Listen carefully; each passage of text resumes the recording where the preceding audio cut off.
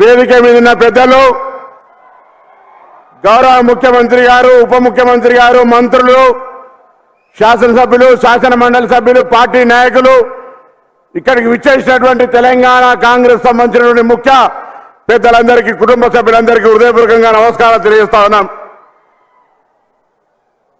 December 3 నాడు ఫలితాలు వస్తే 7 నాడు ప్రభుత్వం అధికారంలోకి రాగానే 48 గంటల్లో ప్రధానమైన 2 హామీలు ఆరోగ్యశ్రీతో పాటుగా తెలంగాణ వ్యాప్తంగా మహిళలందరికీ ఉచిత బస్సు సౌకర్యాన్ని ప్రారంభించి మళ్ళీ ఈరోజు అదే మహిళలకు సంబంధించి కుటుంబానికి సంబంధించి 500 రూపాయలకే గ్యాస్ సిలిండర్ మహాలక్ష్మి పథకం కింద దాంతో పాటుగా 200 యూనిట్లను ఉచితంగా విద్యుత్తునిచ్చేటువంటి కార్యక్రమాన్ని ఈరోజు ప్రారంభిస్తున్నటువంటి తెలంగాణ రాష్ట్ర ముఖ్యమంత్రి గౌరవ రేవంత్ రెడ్డి గారికి, అదేవిధంగా ఉప ముఖ్యమంత్రి బట్టి విక్రమార్క గారికి, మన ఏఐసిసి ఇన్ఛార్జ్ దీపాదాస్ మున్షి గారికి, గౌరవ మంత్రులు ఉత్తమ్ కుమార్ రెడ్డి గారు, పొంగులేటి శ్రీనివాసరెడ్డి గారు, ఈ జిల్లా ఇన్ఛార్జ్ మంత్రి శ్రీధర్ బాబు గారు, సీతక్క గారు, అదేవిధంగా గౌరవ శాసనసభ్యులందరూ కూడా పెద్దలు విఆర్ మంత్రి గారితో సహా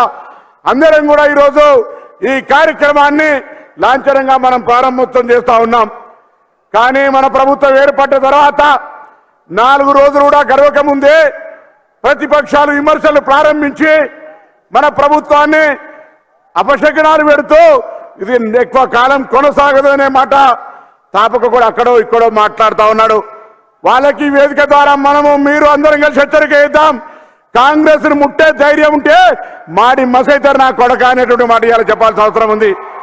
అంతేకాదు ఇలా కాంగ్రెస్ పార్టీ కార్యకర్తల ప్రజల ఆకాంక్షలకు అనుగుణంగా ఈ తెలంగాణలో ఉన్నటువంటి నియంత్రిత ప్రభుత్వాన్ని మార్చి ఒక ప్రజాస్వామిక ప్రభుత్వాన్ని ఏర్పాటు చేసుకున్నాం. మనం ఇలా ప్రజలకు సంబంధించినటువంటి సమస్యల్ని పరిష్కరించే విధంగా ఆనాడు నియంత్రణకు వేదిక అయినటువంటి ప్రగతి భవన్ ను ప్రజాభవన్ గా మార్చుకున్నాం.